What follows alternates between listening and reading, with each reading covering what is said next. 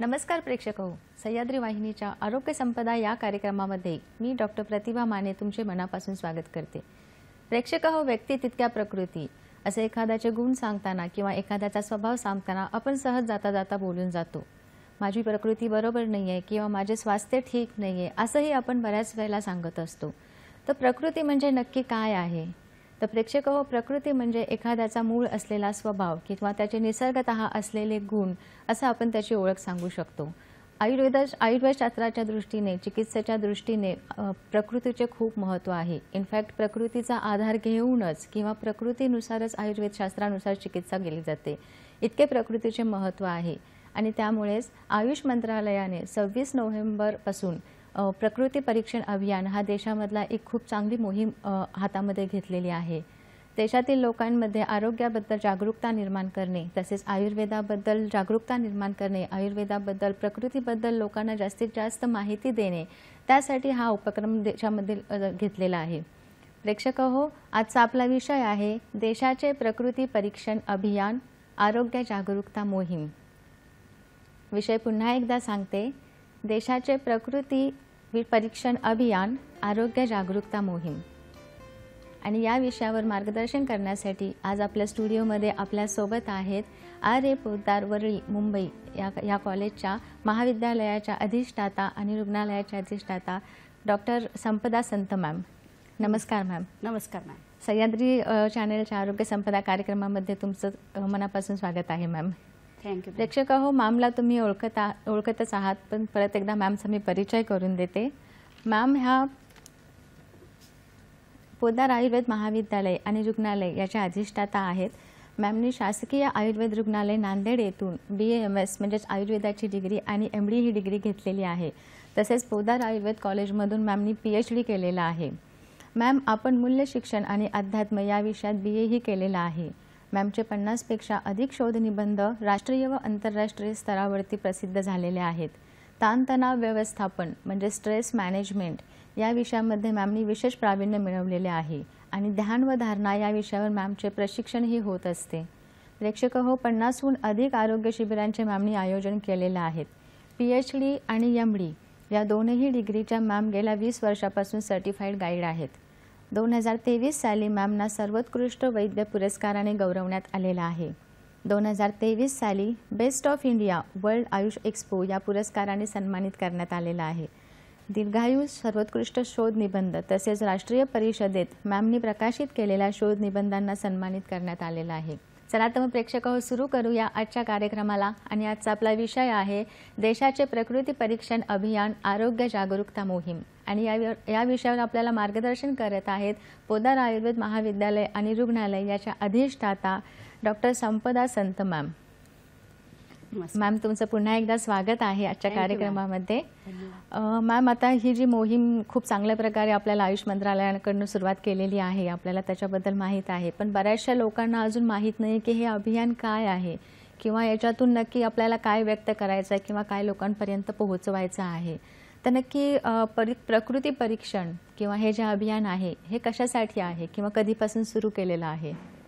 ह्या अभियानाची सुरुवात 26 नोव्हेंबरपासून झालेली आहे। बरोबर। हा न फक्त एक महाराष्ट्र राज्यापुरता असा अभियान नसून हे पूर्ण भारतभर हे अभियान राबविण्यात येत आहे। आणि ह्याचे जे इनिशिएटिव्ह आहे ते महत्त्वाचं म्हणजे मोदी साहेबांच्या आपले पंतप्रधान मोदी साहेबांच्या द्वारे आणि आपले जे केंद्रीय आयुष मंत्री आहेत प्रतापराव जाधव साहेब यांच्या प्रेरणेतून ह्या मिशनला सुरुवात झालेली आहे आणि हा 1 महिन्याचा कालावधी आहे. 26 नोव्हेंबर पासून ते 25 डिसेंबर पर्यंत हा 1 महिन्याच्या कालावधीमध्ये ही मोहीम राबवण्यात येणार आहे प्रकृती परीक्षण अभियानाची. आणि ह्याच्यामध्ये जे पूर्ण आता प्रकृती परीक्षण अभियान संपूर्ण देशामध्ये जे कंडक्ट केल्या जात आहे त्याच्यामध्ये NCISMचा खूप महत्त्वाचा रोल आहे, जी काउन्सिल आहे आयुषची, त्याचा खूप महत्त्वाचा रोल आहे आणि त्या माध्यमाने पूर्णतः महिनाभर हा आपला अभियान राबवण्यात येणार आहे. अच्छा, मग हे जे अभियान आहे ह्याचा नक्की फॉर्मॅट कसा असणार आहे, म्हणजे कशा प्रकारे लोकांपर्यंत आपण पोहोचणार आहोत? आता या अभियानामध्ये नावच आहे देश का प्रकृती परीक्षण अभियान, तर प्रत्येक व्यक्तीची प्रकृती ह्या ठिकाणी परीक्षण केलं जाणार आहे. यामध्ये आता प्रकृतीच्या बाबतीत आपण पुढे डिटेल्स विचार करूया, पण हे व्यक्तीपर्यंत पोहोचण्याचं हे अभियान आहे. म्हणजे डोर स्टेप पर्यंत प्रत्येक व्यक्तीच्या दारापर्यंत आयुर्वेद हा पोहोचला पाहिजे आणि त्या व्यक्तीचं प्रत्यक्षतः व्यक्तिगत प्रकृती कशी आहे हे पाहणे, त्याचप्रमाणे जो पर्सनल व्यक्तितः त्यांच्या व्यक्तिशः लेवलवरती त्यांच्या काही जे वैशिष्ट्य आहेत ते जाणणे आणि त्यानुसार त्याचा आपल्या जीवनशैलीमध्ये कसा अवलंब करता येईल हा मुख्य उद्देश या अभियानाच्या मागचा आहे. त्यामुळे पूर्ण ही मोहीम अशा स्वरूपात राबवण्यात येणार आहे. बरोबर. प्रेक्षक हो, ही जी मोहीम आहे ही व्यक्तिशः मोहीम आहे. पर्सन टू पर्सन तुमचे जे काही प्रॉब्लेम्स असतील किंवा तुमचे जे काही गुण असतील हे त्याच्यामध्ये जज केले जाणार आहेत, परीक्षित केले जाणार आहे, निरीक्षण केलं जाणार आहे. स्पेसिफिकली प्रकृतीला समोर ठेवून हा आपला अभियान सुरू ठेवलेला आहे. तर मॅम, प्रकृती म्हणजे नक्की काय? मग सर्वसाधारण सगळ्या जनतेला एक शब्द माहिती आहे, आपलं व्यक्तिमत्व किंवा पर्सनॅलिटी. बरोबर. तर व्यक्तिमत्व किंवा पर्सनॅलिटी म्हटल्यानंतर आपण त्या व्यक्तीमध्ये असलेल्या सगळ्या शारीरिक, मानसिक किंवा जे सामाजिक इतर ज्या भावना असतात त्या सगळ्या गोष्टींचा आपण विचार करतो. तर प्रकृती हा आयुर्वेदशी संबंधित टर्म आहे. यामध्ये म्हणजे प्रकृतीस्तु स्वभाव म्हटलंय, म्हणजे ज्या गुणधर्मांच्या माध्यमात त्या व्यक्तीचं शारीरिक, मानसिक, सामाजिक, भावनिक सगळ्या गोष्टीचं परीक्षण केलं जातं. बरोबर. ती म्हणजे त्या व्यक्तीची प्रकृती मानलेली आहे. आपण म्हणतो ना व्यक्तित्व प्रकृती. आणि आयुर्वेदाचं असं मत आहे की सिद्धांत आहे हा की व्यक्ती जसा जसा प्रत्येक व्यक्ती बघितल्या प्रत्येक व्यक्तीमध्ये त्याचं एक वैशिष्ट्य आहे आणि त्याला आपण प्रकृती म्हणतो. आयुर्वेदामध्ये दोष सिद्धांत आपल्याला माहिती आहे, म्हणजे आपल्या बॉडीमध्ये प्रत्येक व्यक्तीच्या शरीरामध्ये 3 प्रकारचे दोष हे कार्यरत असतात. दोष म्हणजे ह्या ठिकाणी अवगुण नाहीये, विशेषता आहेत. काही गुणांचं प्राधान्य असतं आणि ज्या ज्या गुणांचं प्राधान्य असेल त्यानुसार त्या त्या व्यक्तीमध्ये त्या त्या दोषांचं डॉमिनन्स असतं. आणि ही प्रकृती ही आपण म्हणजे जन्म घेण्याच्या आधीपासून जेव्हापासून गर्भाची निर्मिती होते तेव्हापासून ती दोष प्रधानता आपल्या शरीरामध्ये असतेच. त्याचं जे काही डॉमिनन्स आहे, प्रधानता आहे, ती कोणत्या स्वरूपाची आहे ही ठरल्या जाते आणि त्यानुसार त्या व्यक्तीची प्रकृती ही गर्भनिर्मितीपासूनच ठरविल्या जाते. त्याला इतर काही फॅक्टर्स मदत करत असतात आणि त्यांच्या एकत्रितरित्या आपली एक स्पेसिफिक शारीरिक ठेवण, मानसिक ठेवण, आपली भावनिक ठेवण ही आपली बनत असते. आणि त्या गोष्टी जेव्हा एकत्रित स्वरूपात आपल्याला दिसतात त्याला आपण ॲज अ होल त्या व्यक्तीची प्रकृती असं मानत असतो. बरोबर. मग प्रकृतीचं एक स्पेसिफिक महत्त्व असं काय आहे किंवा चिकित्सेच्या दृष्टीने किंवा ओव्हरऑल आपण स्वभाव वगैरे म्हणू किंवा गुणधर्म म्हणू, त्याच्यानुसार मग प्रकृतीचं महत्त्व काय आहे? मी आता सांगितलं की प्रकृतीमध्ये दोष प्रधानता ही असते. म्हणजे ज्या दोषांचं डॉमिनन्स असेल त्याच्यानुसार त्या व्यक्तीमध्ये तशा स्वरूपाची लक्षणं दिसतात. आता तुमच्या समोर एक मी 2-3 एक्झाम्पल प्रत्येकाचे मी थोडे सांगते, कारण प्रत्येक दोष हा वैशिष्ट्यपूर्ण गुणांचा आहे, प्रत्येक स्पेसिफिक फीचर्स त्याला आहेत. जसं वात गुणांचं वैशिष्ट्य सांगितलं तो वृक्ष गुणाचा आहे, लघु गुणाचा आहे, खर गुणाचा आहे, परुष गुणाचा आहे. त्या गुणधर्माच्या परिणाम स्वरूपी त्या व्यक्तीच्या प्रत्येक शारीरिक लक्षणांवरती, अवयवांवरती त्याचा परिणाम होतो. आपले जे सत्व म्हणजे मनाच्या भावांवरती सुद्धा त्याचा परिणाम होतो आणि त्या स्वरूपात आपले जे काही सामाजिक किंवा इतर जे काही फॅक्टर्स आहेत त्याच्यावरती सुद्धा परिणाम होतो. त्यामुळे उदाहरण मी आता सांगेन वात प्रकृतीचा वृक्ष गुण आहे, लघु गुण आहे. ह्या परिणाम स्वरूपी त्या व्यक्तीला जर आपण बघितलं तर तो कधी खूप हेल्दी स्वरूपातला आपल्याला असा दिसणार नाही किंवा खूप असं मीडियम सुद्धा अंगकाठी असलेला दिसणार नाही. तो आपल्याला आज सडसडीत अंगकाठी असलेला अतिशय बारीक म्हणजे अशा स्वरूपाचा तो आपल्याला दिसेल. त्याचं वजन खूप कमी असेल, शरीरावरती पूर्ण जाळ म्हणजे व्हेन्स वगैरे जे प्रॉमिनंटली त्या व्यक्तीचे आपल्याला दिसतील, त्वचा ही त्याची खूप रखरखीत असेल, असे काही प्रॉमिनंटली लक्षणं आपल्याला त्या व्यक्तीमध्ये दिसू शकतात. म्हणजे बॉडी वेट त्यांचं खूप कमी असेल, ड्रायनेस खूप असतो त्यांच्यामध्ये, स्किनवरती ड्रायनेस असतो, केसांमध्ये ड्रायनेस असतो. तोच ड्रायनेस त्यांच्या बोलण्यात सुद्धा जाणवतो. ते खूप पटपट बोलतात आणि एक रफ त्यांचं स्पीच असतं, टॉक त्यांचा खूप रफ असतो, एक गोडवा नसतो त्यांच्या बोलण्यामध्ये. असे वृक्ष गुणांमुळे त्या व्यक्तीमध्ये ही लक्षणं आपल्याला शारीरिक, त्याचा परिणाम मानसिक गुणांमुळे जसं म्हटलं गोडवा नसतो म्हटलं त्यांच्यामध्ये, आणि मानसिक सुद्धा त्यांच्यामध्ये स्थैर्य नसतं, अस्थिर असतात ते. म्हणजे आता एक गोष्ट बोलतील तर नंतर दुसरी गोष्ट बोलतील, थोडंसं इरिलिव्हंट टाईप त्यांचं बोलणं असं आपण म्हणू शकतो त्या ठिकाणी. खरं स्वर असतो, एक रफनेस असतो बोलण्यामध्ये, घोगरा आवाज जो म्हणतो ना तशा स्वरूपाचा त्यांचा स्वभाव होतो. म्हणजे एका गुणधर्माच्या परिणाम स्वरूपी त्या व्यक्तीमध्ये एवढे सगळी लक्षण आपल्याला शारीरिक ते भावनिक गोष्टींपर्यंत आपल्याला प्रभाव झालेला दिसून येतो. त्याचप्रमाणे आपण असं म्हणू शकू की लघु गुणधर्माच्या परिणाम स्वरूपी लवकर लवकर चालतात ती व्यक्ती, स्पीड खूप असते त्यांची, पण स्टेडीनेस नसतो त्यांच्यामध्ये. बरोबर. अशा पद्धतीचं असतं, लवकर चंचलता त्यांच्यामध्ये जास्ती असते. तर मानसिक चंचलता सुद्धा त्यांच्यामध्ये आपल्याला जास्ती आढळतं. स्मरणशक्ती सुद्धा त्यांची खूप कमी असते, पटकन लक्षात येईल पण लगेच विसरून सुद्धा जाणार. तर असे वेगवेगळे जे गुण सांगितले प्रत्येक दोषाचे त्यानुसार हे आपल्याला वात प्रकृतीमध्ये आढळतं. तसंच पित्त प्रकृतीमध्ये उष्ण, तीक्ष्ण, लघु इत्यादी सर इत्यादी गुण सांगितले. या ठिकाणी सुद्धा तीक्ष्ण उष्ण या गुणधर्माच्या परिणाम स्वरूपी वात प्रकृतीचे व्यक्ती थोडेसे आपल्याला म्हणजे काळसर वर्णाचे आढळतात, पण पित्त प्रकृतीचे व्यक्ती थोडासा उजळ पिवळसर झाग असलेला, थोडासा गोरा अशा स्वरूपातला आपल्याला आढळतो. आणि त्याचबरोबर त्यांच्या अंगावर खूप आपल्याला तीळ वगैरे म्हणतो, मस्से तीळ हे सुद्धा त्यांच्या अंगावर आपल्याला जास्ती आढळतात, तीक्ष्ण उष्ण गुणधर्माच्या स्वरूपात. जसं मी म्हटलं वात प्रकृतीचा व्यक्ती हा खूप सडसडीत असा असतो, पण त्यांच्यामध्ये एक नाजूकपणा नसतो वातवाल्यांमध्ये. पण पित्तवाल्या तीक्ष्ण उष्ण गुणधर्मास्वरूपी ते सुद्धा तुम्हाला सडसडीतच दिसतील, परंतु एक जे सुकुमारत्व, नाजूकपणा, डेलिकेटनेस जो असतो ना तो त्या व्यक्तींमध्ये आपल्याला दिसतो. वेटमध्ये यदा कधी दोन्ही व्यक्ती हे मीडियम वेटचे असू शकतात किंवा कमी वेटचे असू शकतात, परंतु जे उजळपणा त्यांच्यावर ते तेजस्वी गुणधर्म जो पित्तमध्ये मिळतो तसं आपल्याला वातमध्ये मिळत नाही. जसं लघु गुणधर्मामुळे आणि सर गुणधर्मामुळे हे जे वेगवेगळे गुणधर्म आहेत पित्ताचे, त्यामुळे ते व्यक्ती असे स्ट्रेट नाही चालत, खांदे गाळून चालतात, असे म्हणजे डेव्हिएटेड फॉर्मचे अशा स्वरूपात त्यांचं वॉकिंग असतं. तर कफवाला व्यक्तीचा आपण विचारात घेतला ह्याच गुणधर्मासमोर ठेवून, तर कफामध्ये हा गुरु गुण आहे, स्निग्ध गुण आहे, स्थिरता आहे, त्यामुळे ते व्यक्ती एकदम स्टाउटली चालतात, फर्म असतात, त्यांचं चालणं एकदम फर्म स्टेडीनेस त्यांच्या चालण्यात असतो. तर असं प्रत्येक गोष्ट कफामध्ये त्याचा जो शुभ्रपणा आहे, कफाचा जो शुभ्रपणा, लक्षणपणा आहे, हा गुणधर्म सुद्धा जेव्हा त्याच्या व्यक्तीवरती दिसतो तर ते व्यक्ती गव्हाळ वर्णाचे असे असतात, खूप गोरे नसतात परंतु गव्हाळ वर्णाचे असतात, तेजस्वी असतात. ते एक स्मार्टनेस त्यांच्यामध्ये आपल्याला बघितल्याबरोबर दिसतो.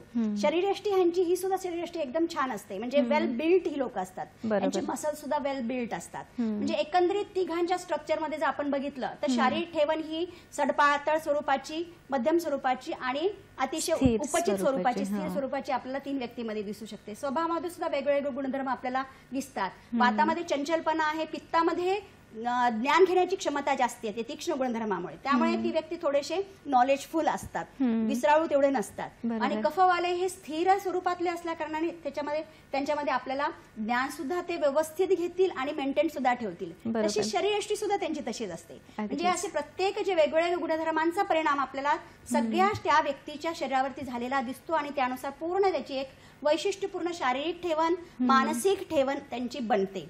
आणि त्यामुळे ते व्यक्ती असे विशिष्ट पर्सनॅलिटीचे डेव्हलप होतात. साध्या भाषेत म्हटलं तर आपणच त्याला आयुर्वेदामध्ये आम्ही त्याला प्रकृती म्हणतो. खूप छान. प्रेक्षक हो, आयुर्वेदानुसार वात, पित्त, कफ या तीन दोषांचे ज्याप्रमाणे बाहुल्य असेल, त्यांचे गुणधर्म जसे शरीरामध्ये असतील त्याप्रमाणे त्या व्यक्तीची ठेवण म्हणजेच प्रकृती असते. ज्या दोषाचे आधिक्य असते, ज्या दोषाचे गुणधर्म जास्त प्रमाणात असतात, जसे की वात, पित्त, कफ, त्यानुसार त्या दोषाची प्रकृती ही बाहुल्य असते. कधी कधी दोन वेळेला पण असू शकते. हो, प्रकार सांगितलेत मॅडम. बरोबर मॅम, तेच आपला पुढचा प्रश्न आहे की प्रकृतीचे प्रकार कुठले कुठले असतात. जशी दोष प्रधानतानुसार म्हटलं, असं नसतं की प्रत्येक व्यक्तीमध्ये तीनही दोष समान क्वालिटीमध्ये असू शकतात, परंतु खूप कमी प्रमाणामध्ये त्यांची संख्या असते. दोषांचा डॉमिनन्स कसा आहे, प्रधानता कशी आहे, त्यानुसार त्या व्यक्तीचे प्रधानतेने 7 असे वेगवेगळे 7 प्रकार सांगितले. जेव्हा वात प्रधानता अतिशय खूप एक्सलंट स्वरूपात असेल, जास्ती स्वरूपात असेल, तेव्हा आपण वात प्रकृती, पित्त प्रकृती आणि कफ प्रकृती म्हणतो. जेव्हा 2 दोषांची प्रधानता त्या व्यक्तीमध्ये असेल तेव्हा आपल्याला वात, पित्त, कफ असे 3 वेगवेगळे प्रकार, द्वंद्वज प्रकार म्हणतो आपण त्याला. आणि तिसरा जो प्रकार आहे तो म्हणजे समदोष. जेव्हा तीनही दोष सम क्वालिटीमध्ये त्या प्रमाणात त्या व्यक्तीमध्ये असतील तेव्हा समदोष जी प्रकृती सांगितलेली आहे. समदोष प्रकृती ही खूप कमी प्रमाणामध्ये आपल्याला आढळते. प्रधानता आहे आणि एकदोष सुद्धा बऱ्यापैकी कमी प्रमाणामध्ये आपल्याला मिळू शकते. द्वंद्वज हे जास्ती प्रमाणामध्ये आपल्याला आढळतं. मॅम, हे झालं शारीरिक प्रकृतीबद्दल. त्याच शारीरिक प्रकृतीसोबतच मानसिक प्रकृती पण वर्णन केलेली आहे आयुर्वेदामध्ये. मग त्याचा इमोशन्सवर किंवा त्याच्या व्यक्तीच्या पर्सनल लाईफवर कसा इम्पॅक्ट होतो? शारीरिक बरोबर मानसिक प्रकृती. मानसिक प्रकृती ही आपला सत्वगुण किंवा मन कशा पद्धतीचं आहे, त्यामुळे सत्व रज तम हे 3 गुण सांगितलेले आहेत. त्यामुळे कोणत्या गुणाचा प्रभाव त्या व्यक्तीवरती आहे तर त्यानुसार त्याचे सात्विक, राजस, तामस आणि त्याच्यामध्ये सुद्धा परत वेगवेगळे प्रकार सांगितलेले आहेत खूप.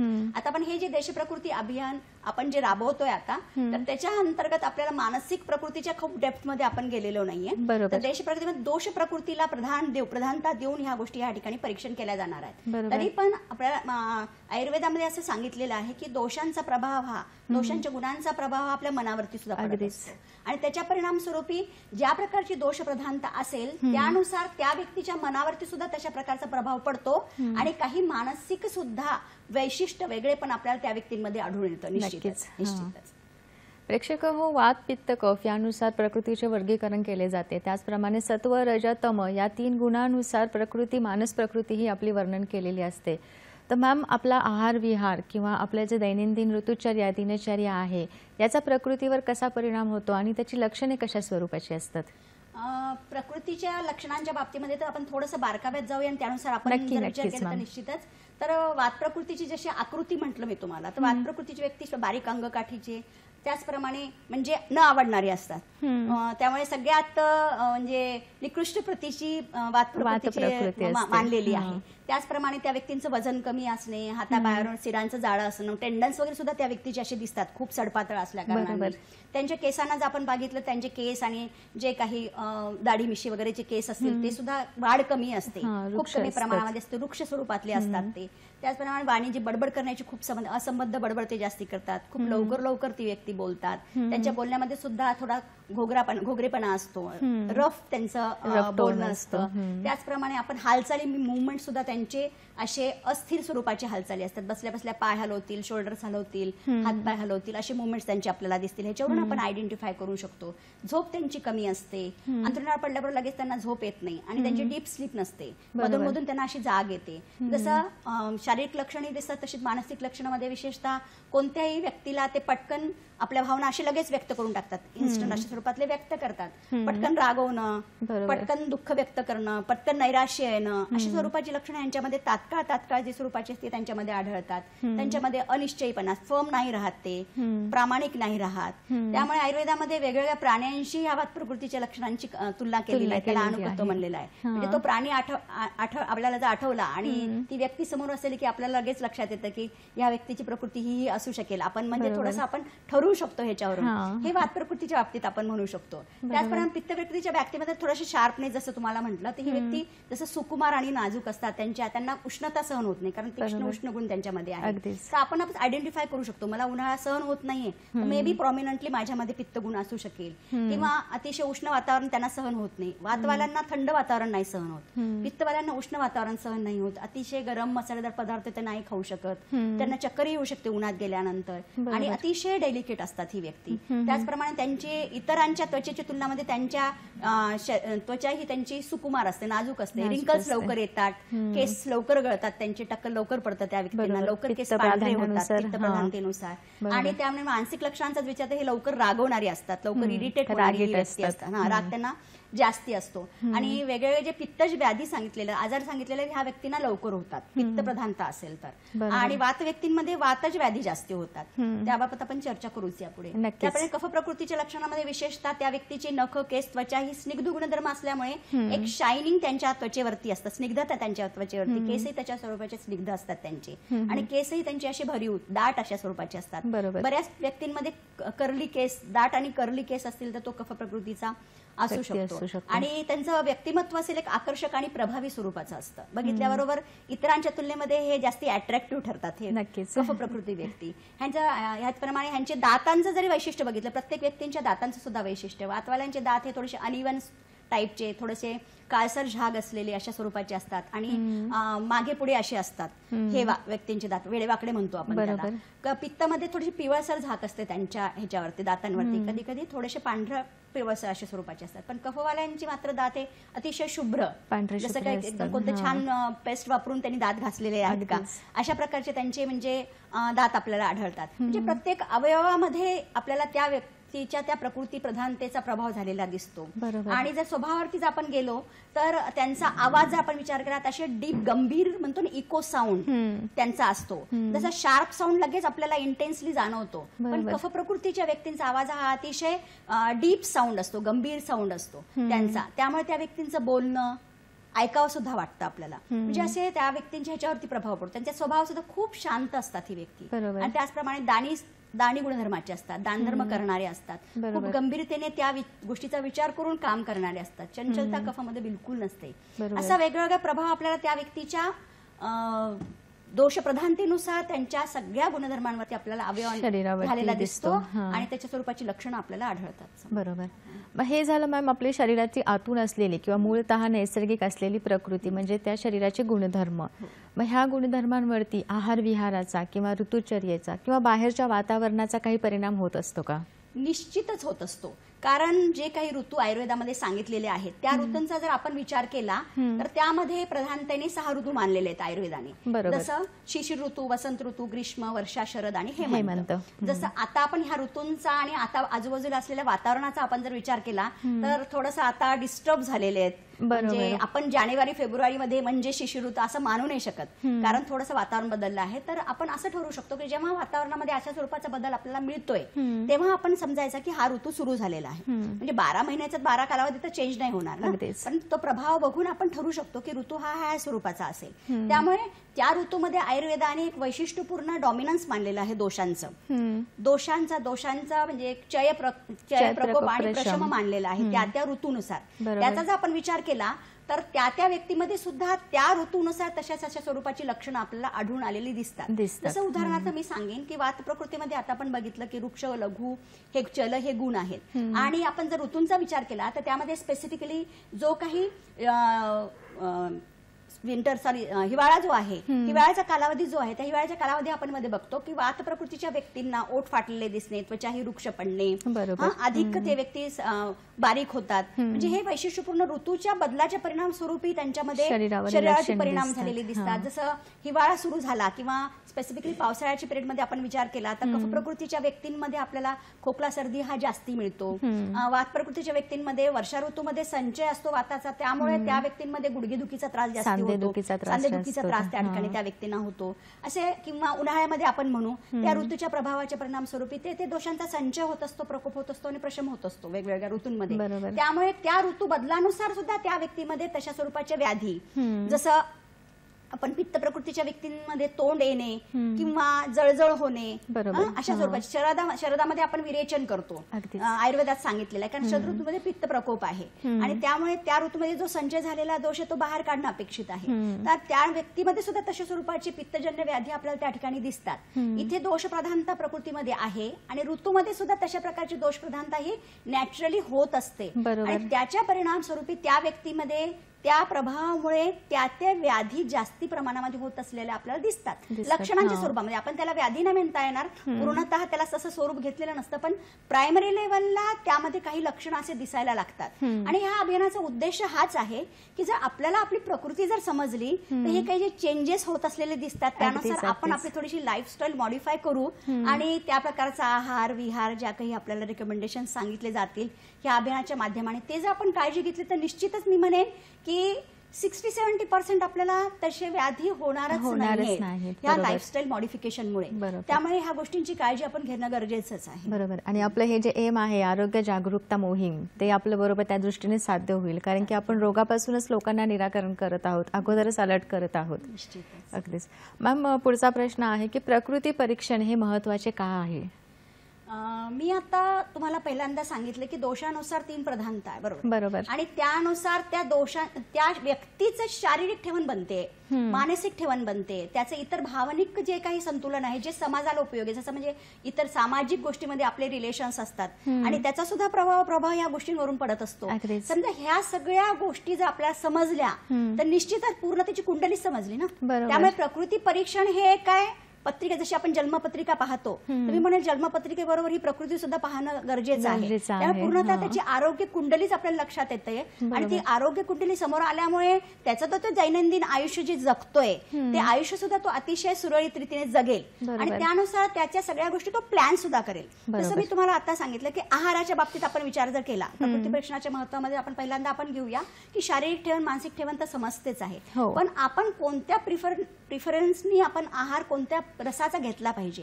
कारण वात प्रकृतीच्या व्यक्तीमध्ये वातदोष प्रधानता आहे आणि त्या वातदोष जो काही डॉमिनन्स आहे त्या डॉमिनन्सला त्याच क्वांटिटीमध्ये ठेवण्याचं काम आपले आयुर्वेदाने 6 रस सांगितलेत, टेस्ट सांगितलेत. त्यामध्ये 3 जे दोष सांगितले आहेत, मधुर आम्ल लवण, हे जे 3 रस सांगितलेत ते 3 रसांचे जर आपण आहार सेवन केला तर आपल्या दोषामध्ये जी प्रधानता आहे त्याच लिमिटेशन मध्ये राहू शकते.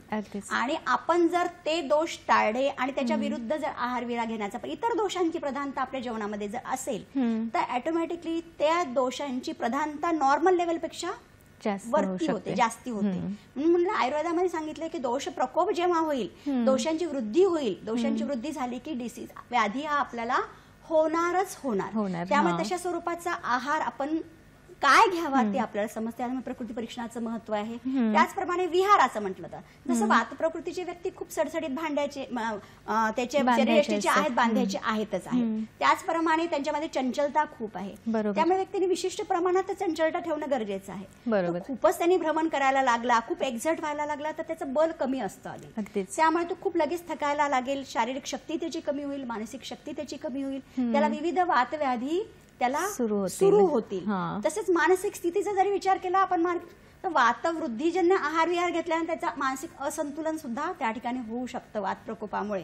त्यामुळे शारीरिक लक्षणं म्हणा, मानसिक लक्षणांमध्ये आपण जर अशा वैशिष्ट्यपूर्ण आहार विहाराचा विचार केला तर निश्चितच त्याचे जे संतुलन आहे त्या प्रकृतीनुसार राहील आणि तो कमीत कमी व्याधींना प्रोन टू असेल. दुसरं महत्वाचं म्हणजे जसं म्हटलं चिकित्सा करण्यासाठी सुद्धा प्रकृती परीक्षण खूप महत्वाचं आहे. कारण औषधी द्रव्य चिकित्सा किंवा इतर कोणतीही शोधन चिकित्सा, शमन चिकित्सा म्हणा, त्यावेळेस सुद्धा आपल्याला त्या व्यक्तीचं प्रकृती महत्वाचं आहे. कारण त्यानुसार पंचकर्म चिकित्सा जी सांगितलेली आहे, शमन चिकित्सा आहे ती सांगितलेली आहे, ती ठरते. त्यामुळे औषधी चिकित्सेमध्ये सुद्धा त्याचा उपयोग आहे, आपल्याला रसायन चिकित्सेमध्ये सुद्धा त्याचा उपयोग आहे. प्रकृती प्रधानतेनुसार वेगवेगळे रसायन कल्प सांगितले जे आपल्याला रिज्युनेट करतात बॉडीला आपल्या, तर त्याच्यासाठी सुद्धा आपल्याला प्रकृती परीक्षण महत्वाचं आहे. जेव्हा एखादा व्याधी होतो, व्याधी होत असताना तो व्याधी झाल्यानंतर त्या व्यक्तीचं जर प्रकृती परीक्षण आपल्याला केल्यानंतर तो कोणता दोष प्रधानतेचा आहे ते समजलं आपल्याला, तर त्या प्रकारचं आपण त्याचं चिकित्सा कशी करू हे आपण प्लॅन करू शकतो. कारण मी एक एक्झाम्पल देईल, पित्त प्रकृतीचा व्यक्ती आहे आणि त्याला समजा एखादा स्किन डिसीज झाला आणि आपल्याला वाटतं की तिथे भल्लातक वापरावं, बिलावा जो असतो बिब्बा तो वापरावा आपल्याला असं वाटलं आणि त्यांनी जर तो बिब्बा जर खाल्ला, डिसीज साठी तो ट्रीटमेंट सांगितले, पण त्याची प्रकृती आहे पित्त प्रकृती, तीक्ष्ण उष्ण गुण आधीच जास्ती आहेत, बिब्बा सुद्धा तीक्ष्ण उष्ण गुणाचा आहे. ते जर थोड्या जरी प्रमाण त्या व्यक्तीला दिल्यानंतर त्याला त्याचे साईड इफेक्ट दिसायला. त्यामुळे आपल्याला एवढ्या बारकाईने आपल्याला चिकित्सा करत असताना प्रकृती परीक्षणाचा अतिशय महत्वाचा उपयोग होतो. जसं कफज व्याधी आहे, त्याला सर्दी खोकला झालेला आहे, त्याला वारंवार सर्दी खोकल्याची कंप्लेंट थोडी थोडी असतेच असते आणि त्या व्यक्तींना आपण खूप गोडधोड खायला त्याला दिलं किंवा त्यांनी घेतलं तर त्याला नक्कीच अपचनाचे वगैरे आजार होऊ शकतात. तर असं म्हणजे डेली आपल्या लाईफस्टाईल मॅनेजमेंट मध्ये सुद्धा आपल्याला ह्या गोष्टींचा विचार करावा लागेल की आपण कोणत्या प्रकारचा आहार विहार घ्यावा, कोणत्या प्रकारची लाईफस्टाईल आपण ठेवावी, झोप सुद्धा कशी घ्यावी, प्रत्येक छोट्या छोट्या गोष्टींचा आपल्याला त्या ठिकाणी विचार करावा लागतो. म्हणजे आयुर्वेद हा नुसता हा सुपरफिशियल अशा स्वरूपातला नाही, खूप बारकावे आपल्याला त्या अंतर्गत अभ्यास करावे लागतात. मॅम ही चर्चा आपण अशी सुरू ठेवणार आहोत. आपल्याला एक फोन येतोय बार्शीवरून मायांचा. माया मॅम, हॅलो. Hello hello. हा माया मॅम बोला, तुमचा प्रश्न विचारा. सर्वात प्रथम तर आरोग्य जागरूकता अभियानात सदिच्छा. धन्यवाद आमच्याकडून. धन्यवाद. आणि माझा प्रश्न असा आहे की वात पित्त कफाचं कशा प्रकारे संतुलन ठेवावं आणि ते संतुलन ठेवण्यासाठी की आहार काय घ्यावा. नक्कीच, धन्यवाद. मॅडम, आता हे जे अभियानाचा उद्देश हाच आहे की या माध्यमाने आपल्याला आपली प्रकृती कोणती समजेल आणि त्यानुसार जी दोषप्रधानता आहे आपल्याकडे त्या दोषप्रधानतेनुसार आपण स्वरूपाचा आहार घेऊ शकतो. जसं तुम्हाला मी आता एक्झाम्पल दिलं की प्रत्येक व्यक्तीमध्ये आपल्याला तीनही दोष समान अशा स्वरूपाचे दिसत नसतात. जी दोष प्रधानता असेल त्या दोष प्रधानतेनुसार आपल्याला तशा पद्धतीचा आहार घ्यावा लागतो. उदाहरणार्थ वात प्रकृती प्रधानता जर आपल्याला मिळाली की तुम्ही वात प्रकृतीचे आहात असं असेल तर आपल्याला खूप ड्राय स्वरूपातले पदार्थ, उदाहरणार्थ चुरमुरा वगैरे जे आपण खातो, लाही, चुरमुरा किंवा कोरडे पदार्थ आपण नाही खाऊ शकणार. त्या ठिकाणी आपल्याला थोडंसं स्निग्ध गुणाचं, रोज भाकरी खात असाल तर त्याच्यावर आपल्याला तेल तूप लावून खावं लागेल. ज्या भाज्या वृक्षगुणाच्या आहेत त्या आपल्याला थोड्याशा टाळाव्या लागतील. आणि त्याचप्रमाणे आपण जे काही वृक्षता आहे ती आपल्याला जल म्हणजे पाणी बऱ्या प्रमाणात आपल्याला प्यावं लागेल. दैनंदिन लाईफस्टाईल सुद्धा आपल्याला चेंज करावं लागेल. बरोबर. मॅम, आपण आता अभियानाबद्दल चर्चा करत आहोत, तर अभियानाचा कालावधी किती आहे आणि हे अभियान आपण कशा प्रकारे समाजामध्ये पसरवणार आहोत किंवा लोकांना कशा प्रकारे माहिती होईल त्यांच्या प्रकृतीबद्दल, असं काही त्याचं काही ॲप किंवा काही फॉर्मॅट वगैरे आहे का? हे अभियान जे आहे तर समोरचा नागरिक, ज्या व्यक्तीचं प्रकृती परीक्षण करायचं तो नागरिक आणि जो व्यक्ती करणार आहे ह्या दोघांमध्ये आहे. या ठिकाणी म्हणजे संपूर्ण भारतामधले जेवढे नागरिक आहेत तर त्यांचं प्रकृती परीक्षण करणं हा अभियानाचा उद्देश आहे. तर ह्या ठिकाणी व्हॉलेंटियर आणि सिटीझन म्हणून आपल्याला एक ऍप आहे, ऍक्च्युअल प्रकृती परीक्षण म्हणून एक ऍप आहे NCISMचं, आणि त्या ऍपच्या माध्यमाने पूर्ण ही प्रोसेस राबविली जाते. तर ज्या व्यक्तीचं प्रकृती परीक्षण करायचं आहे त्यांनी सुद्धा त्या ऍपला डाउनलोड करणं गरजेचं आहे. त्याला PRAKRUTI प्रकृती आणि परीक्षण आणि NCISM असं टाकल्यानंतर तो आपल्याला प्ले स्टोअर वरून तो ऍप आपल्याला मिळून जातो. आणि ते मिळाल्यानंतर ते जर आपण ओपन केलं तर त्या केल्यानंतर आपल्याला त्याच्यामध्ये व्हॉलेंटियर आणि सिटीझन ह्या दोन गोष्टी आपल्याला दिसतात. हा जर तुम्ही बघत असाल तर लॉग इन आपण करावं, ऍप डाउनलोड केल्यानंतर प्ले स्टोअर वरून त्या ठिकाणी आपल्याला सिटीझन आणि व्हॉलेंटियर म्हणून येतं. सिटीझन म्हणजे ज्या व्यक्तीचं करायचं आहे, व्हॉलेंटियर म्हणजे जो व्यक्ती करणार आहे त्यानुसार. तर जेव्हा आपण लॉग इन करतो, लॉग इन केल्यानंतर त्या ठिकाणी आपल्याला ज्या व्यक्ती करणार आहे त्या व्यक्तीचा त्याला ओटीपी स्वतःलाच येणार. समोरचा व्हॉलेंटियरचा जो ओटीपी घेणार नाही, तो स्वतःच लॉग इन करेल आणि लागून झाल्यानंतर ओटीपी त्याला येईल आणि तो डायरेक्ट त्या ऍपमध्ये जाणार. आणि गेल्यानंतर त्याचा त्या ठिकाणी QR कोड येतो एक. बरोबर. त्या सिटीझनला QR कोड आल्यानंतर समोरचा व्यक्ती जो आहे, व्हॉलेंटियर जो आहे, तो QR कोड स्कॅन करतो. त्याची जी बेसिक माहिती त्या ठिकाणी त्या सिटीझननी भरलेली आहे ती त्या व्हॉलेंटियरच्या QR कोडच्या माध्यमाने बेसिक माहिती असते, ती नाव गाव वगैरे एज वगैरे ते येतं. आणि ते आल्यानंतर मग आपण त्याचे डिटेल्स, प्रत्येक गोष्टीचं परीक्षण त्या व्हॉलेंटियरच्या माध्यमाने त्या ठिकाणी केलं जातं. जशी तुमची उंची किती आहे, वजन किती आहे, तुमच्या त्वचेचा वर्ण कसा आहे, ड्रायनेस कसा आहे, केस कसे, प्रत्येक अवयवाचं त्या ठिकाणी त्यांनी ऑप्शन दिलेले आहेत. ते आपल्याला क्लिक करा, व्हॉलेंटियर करणार तो. फक्त सिटीझन समोर बसणार, जे प्रश्न विचारतील तो विचारला जाणार आणि त्या माध्यमाने पूर्ण ते 22 प्रश्न आहेत मेन, आणि त्याच्या अंतर्गत परत सब क्वेश्चन्स आहेत. ते व्हॉलेंटियर एक्झामिन करून तुम्हाला काही विचारून तो भरणार. भरल्यानंतर कन्क्लूड होते ती प्रकृती. आणखीला त्या ठिकाणी प्लेज घ्यायची, एक आपल्याला प्रतिज्ञा घ्यायची आहे की मी ही जी करतोय अभियानाच्या माध्यमाने, मी जे हे करतोय हे माझ्या स्वास्थ्य रक्षणासाठीच करतोय आहे असं त्या ठिकाणी प्रतिज्ञा घ्यायची आहे. आणि त्याच्यामध्ये म्हणजे आयुर्वेदाला महत्व आहे अशा प्रकारची ती प्रतिज्ञा आहे. तर ती प्रतिज्ञा आपल्याला घ्यायची, ती रेकॉर्ड केली जाते. रेकॉर्ड केल्यानंतर आपल्याला त्या प्रकृतीचं सर्टिफिकेट आपल्याला मिळतं.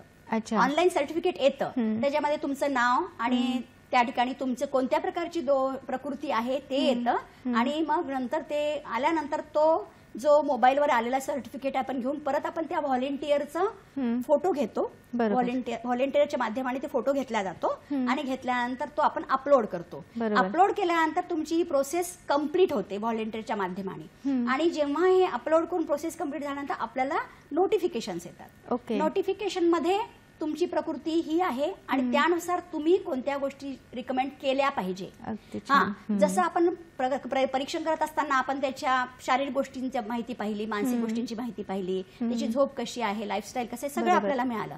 तर रिकमेंडेशन्स मध्ये सुद्धा त्या व्यक्तीच्या आपल्याला हे वेगवेगळ्या गोष्टी, जसं झोप, कफ प्रकृती डॉमिनन्स जर मला मिळालं तर त्या व्यक्तीने झोप किती तास घ्यायची, कशा पद्धतीची झोप घ्यायची, दुपारी झोपायचं की नाही, आरोग्यविषयक टिप्स त्या ठिकाणी, आहार सुद्धा कसा घ्यायचा, काय घ्यायचा. तर आता जो प्रश्न होता तर त्यांनी जर प्रकृती परीक्षण केलं तर त्यांना ऑटोमॅटिकली सगळ्या गोष्टी डिटेल्स मध्ये मिळून जातील. हे अशा त्याच्या पद्धतीने. संदर्भात वयाची काही अट आहे का की कोणत्याही वयाचा व्यक्ती करू या शकतो? ठिकाणी आपण हे ॲप डाउनलोड केल्यानंतर जे आपण कन्सेंट देत असतो, कन्सेंट शक्यतो आपण 18 वर्षाच्या खालती मुलांना आपण नाही घेऊ शकत. त्यांच्याकडे काही जणांकडे मोबाईलही नसतो आणि त्यांना ते अनुकूलही नाहीये. त्यामुळे आपण 18 वर्षापासून ते म्हणजे सिटीजन 75 वर्षापर्यंतचे जे सिटीजन्स आहेत तर त्यापर्यंत आपण करू शकतो. आणि त्यांच्यामध्ये ती डेट ठरवलीच आहे. आपण जेव्हा डेट ऑफ बर्थ भरतो त्यावेळेस ह्या पिरियड मधले कालावधीमधले जे व्यक्ती असतील त्यांचं आपण प्रकृती परीक्षण करू शकतो. खूप सिनियर सिटीजन्स आपण नाही करू शकत आणि खूप 18 वर्षाच्या खालती जे अज्ञान मुलं म्हणतो त्यांचे आपण नाही घेऊ शकत. अच्छा,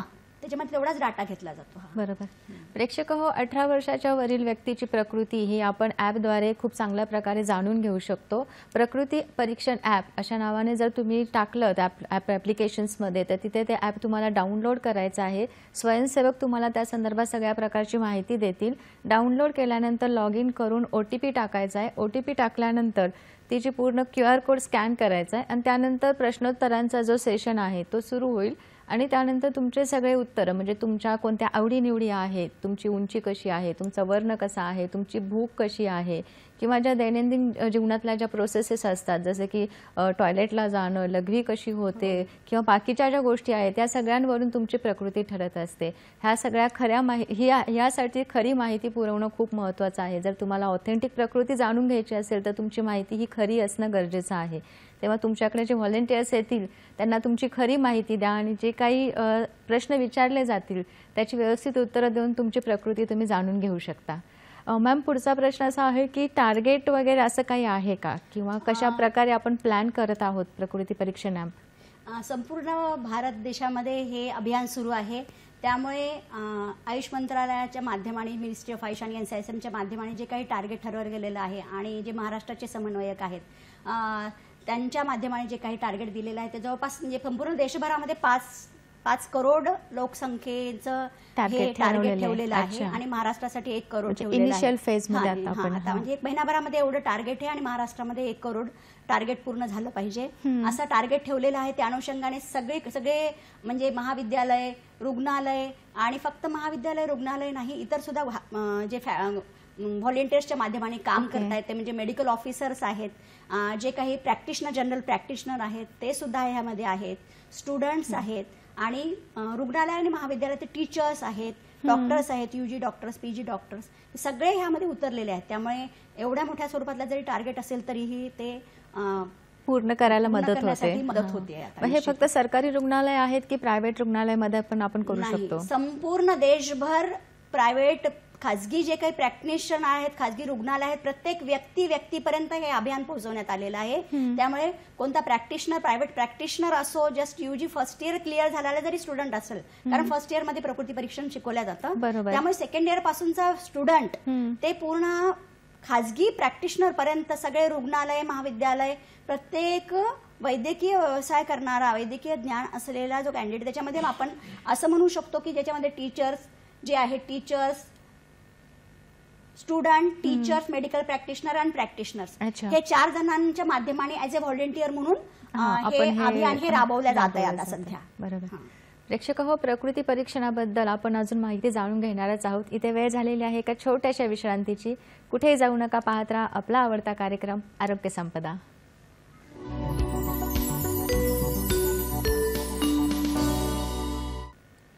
तर प्रेक्षक हो, ब्रेकनंतर तुमचं पुन्हा एकदा स्वागत आहे आरोग्य संपदा या कार्यक्रमामध्ये. आणि आज आपण चर्चा करत आहोत देशाचे प्रकृती परीक्षण अभियान, आरोग्य जागरूकता मोहीम या विषयावरती. आणि या विषयावर आपल्याला मार्गदर्शन करत आहेत डॉक्टर संपदा संत मॅम, आर्य पोदार आयुर्वेद कॉलेजच्या अधिष्ठाता. प्रेक्षक हो, ही चर्चा आपण सुरू अशीच ठेवणार आहोत, पण आपल्याला एक फोन येतोय मंगल आपटे यांचा. हॅलो. हॅलो, नमस्कार. मी पुण्यावरनं मंगल आपटे बोलते. नमस्कार मॅम. आजचा विषय खूपच छान आहे. धन्यवाद. मला जन्म तारखेवरनं माणसाची वात आणि कफ आणि प्रकृती हे ओळखता येते का?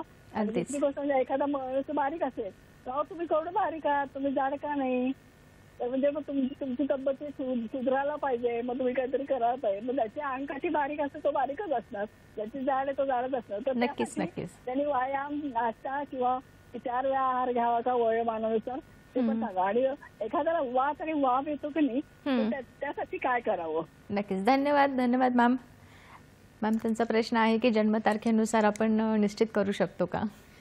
प्रकृती ही जन्मतारखेनुसार निश्चित होत नसते. प्रकृती ही आपला जो काही आपण आहार विहार घेतो तर वेगवेगळे फॅक्टर्स सांगितलेले आहेत. जेव्हा आपल्या गर्भाची निर्मिती होत असते त्यावेळेस जेनेटिकली आपले जे आई वडिलांपासून आलेले अनुवंशिक काही फॅक्टर्स असतात त्याचा प्रभाव असतो. जेव्हा आपल्या प्रायमरी लेवलला जेव्हा आपला गर्भ बनायला सुरुवात होते त्यावेळेस आपली आई आणि आपले वडील जे त्यांनी कोणत्या प्रकारचा आहार घेतलेला आहे, विहार घेतलेला आहे, आजूबाजूचे काही फॅक्टर्स असतात त्या सगळ्या फॅक्टर्सचा एकत्रित अशा स्वरूपामध्ये प्रभाव होऊन आपली प्रकृती ही तयार होत असते. आणि ती प्रकृती सुरुवातीपासूनच तयार होत असल्या कारणाने जन्मकुंडलीचा आणि त्याचा विशेष कोणताही प्रभाव आपल्याला एकत्रितरित्या असा आपल्याला दिसत नाही. आणि दुसरा तुमचा प्रश्न होता की सडसडीत बांधा असेल तर कोणत्या प्रकारचा आहार विहार घ्यावा. निश्चितच तर प्रकृतीनुसार जेनेटिकली अनुवंशिकतेने काही काही गोष्टी प्राधान्याने आपल्याला आढळतातच आणि त्यामध्ये जरी थोडीफार सुधारणा आपल्याला करायची असेल तर निश्चितच आणता येते.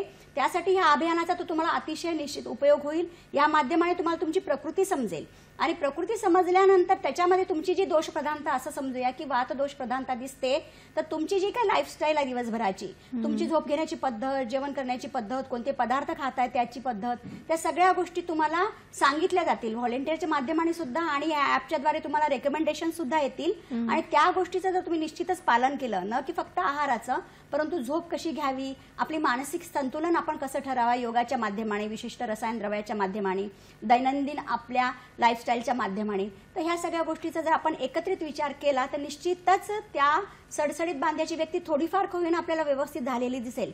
पण त्याला मेंटेन ठेवण्यासाठी मात्र आपली जीवनशैली आपल्याला जी सांगितलेली आहे ती सुद्धा पालन करणं खूप महत्वाचं आहे. अगदीच. मॅम आपण प्रकृती परीक्षण अभियानाबद्दल बोलत आहोत तर आता हे जे अभियान सुरू झालेलं आहे आता जवळपास 15 दिवस होत आलेले आहेत तर कुठे कुठे कशा प्रकारे अवलंबून झालेलं आहे याचं? महाराष्ट्र आणि संपूर्ण भारतभर हे अभियान सुरू आहे.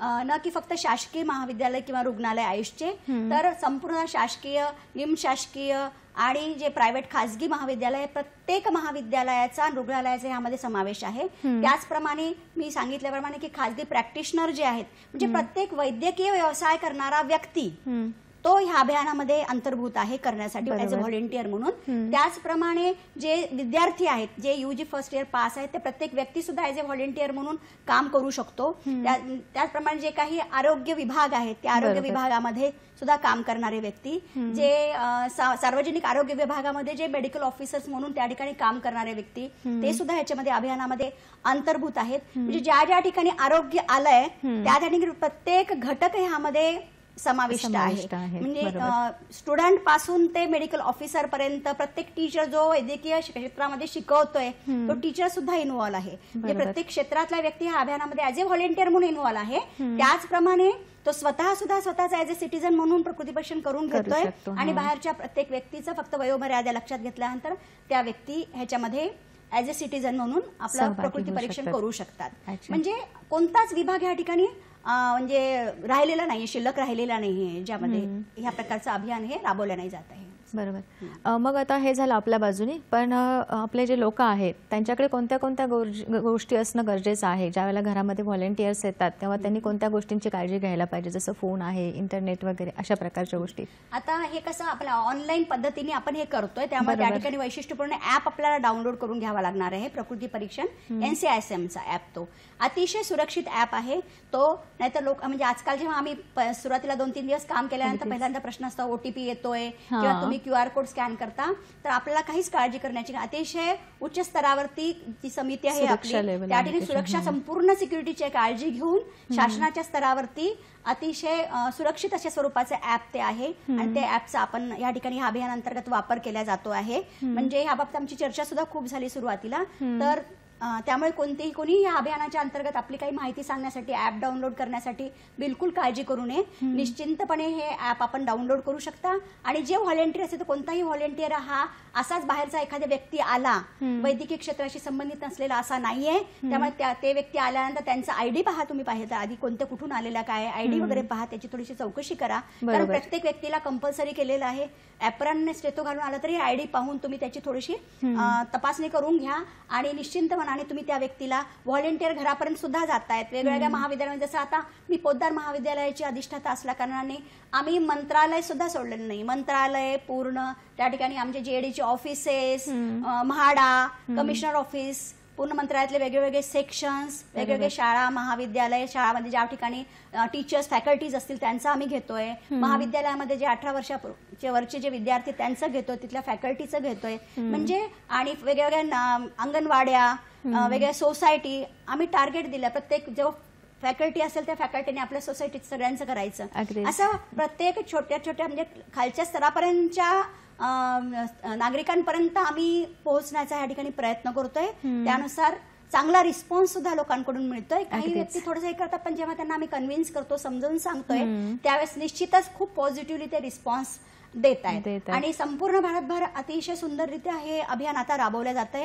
आणि आता त्याला चांगली स्पीड घेतल्या गेलेली आहे. बरोबर, स्टँडर्डायझेशन त्यांनी त्याच्यामध्ये सगळं मेंटेन केलेलं आहे. पूर्ण सायंटिफिकली हा ऍप जर तुम्ही बघितला, त्याचे जर डिटेल्स बघितलं तर पूर्ण सायंटिफिक डाटाच्या फॉर्म मध्ये त्या ठिकाणी ह्या गोष्टी घेतलेल्या आहेत. असं कोणतंही सुपरफिशियल त्या ठिकाणी एक्झामिनेशन केलं जातंय असं नाहीये. कारण हा जो डाटा या ठिकाणी जमा होणार आहे NCSMच्या अंडर जमा होणार आहे मिनिस्ट्री ऑफ आयुषकडे, तर ह्याचा उपयोग हा प्रत्येक व्यक्तीला तर होतोच आहे वैयक्तिकरित्या, पण निश्चितच आयुर्वेद हा जो प्रत्येकाच्या व्यक्ती स्तरावरती गेला पाहिजे तो सुद्धा उद्देश या ठिकाणी साध्य होणार आहे. कारण लोकांचा कल कसा, आजार झाला की मेडिसिन्स घ्या, परंतु आयुर्वेदाची संकल्पना आहे की स्वस्थस्य स्वास्थ्य रक्षण. आधी आहे त्या लेवलला तुम्ही स्वतःला मेंटेन चांगलं ठेवण्याचा प्रयत्न करा. हा उद्देश खूप प्रमाणामध्ये ह्या अभियानाच्या माध्यमाने साध्य होणार आहे. जे वेगवेगळे चेंजेसला आपण प्रोन टू होतो त्यावेळेस जे छोटे छोटे काळजी आपल्याला घ्यावे लागतात ते आपल्याला ह्या माध्यमाने मिळेल. आणि मुख्य म्हणजे लाईफस्टाईल डिसऑर्डर सध्या जे होत आहेत वेगवेगळे, त्या लाईफस्टाईल डिसऑर्डर पासून आपण बऱ्यापैकी स्वतःला सुरक्षित ठेवू शकू. कारण लाईफस्टाईलच आपण ह्या माध्यमाने सुधारणार आहोत आणि ती सुधारली की निश्चितच आपण खूप प्रिव्हेंट स्वतःला करू शकू, व्याधीकडे आपण जाणारच नाहीये. बरोबर.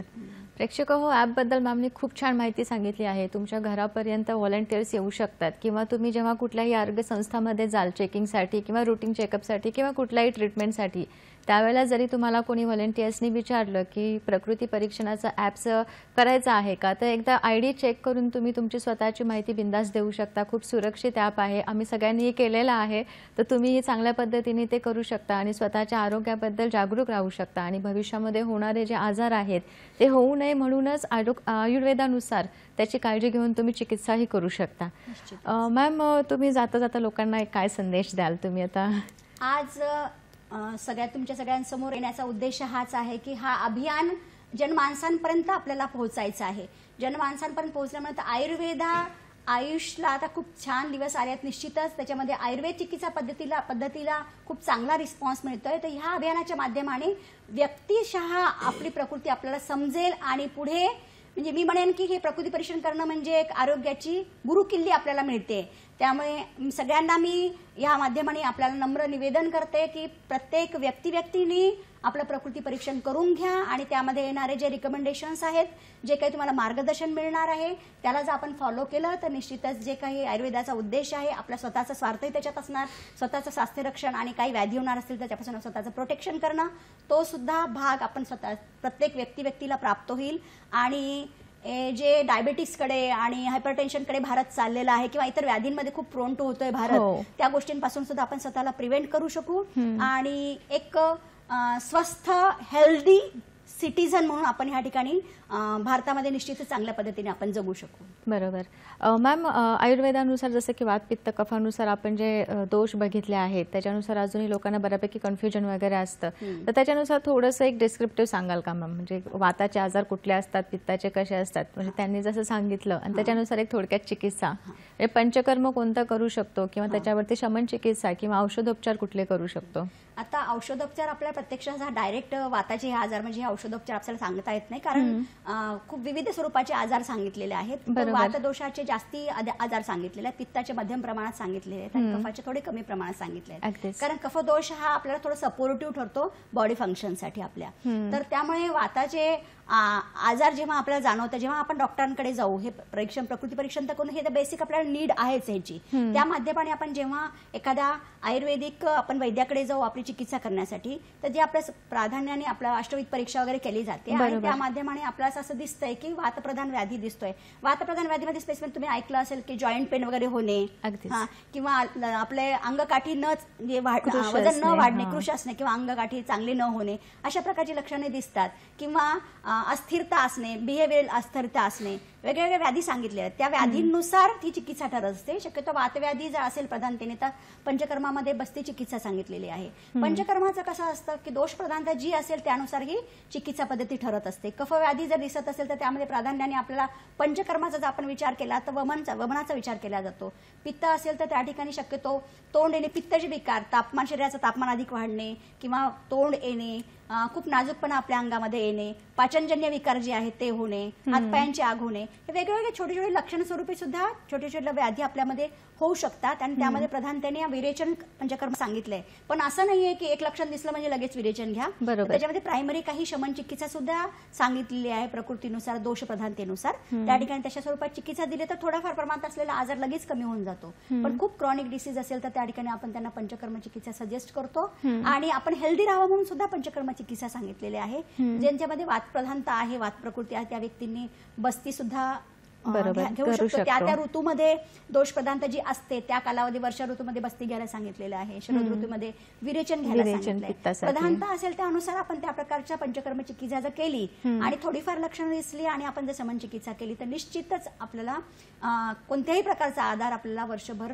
कधी होणार नाही. आणि जे काही ऋतुसंधी किंवा एक ऋतू संपतो दुसरा सुरू होतो आणि खूप सारे कंप्लेंट्स आपल्याला होतात ते सुद्धा आपल्याला निश्चितच टाळता येतील. प्रेक्षक हो, प्रकृती परीक्षण अभियान याबद्दल मॅमनी खूप चांगल्या प्रकारे माहिती दिलेली आहे. आयुर्वेद हे एक खूप मोठं सायन्स आहे आणि आयुर्वेदानुसार जर आपण ऋतुचर्या, दिनचर्या आणि बाकीच्या गोष्टी जर फॉलो केल्या तर आपलं आरोग्य हे निश्चितच चांगलं राहू शकतो. प्रेक्षक हो, वात, पित्त आणि कफ हा आयुर्वेदाचा सिद्धांत आहे किंवा आयुर्वेदाचे हे 3 मेन फॅक्टर आहेत आणि याच्यानुसारच तुमची प्रकृती डिसाईड होत असते. जसं की वातज, पित्तज मॅमनी पहिल्यांदा सांगितलंच आहे.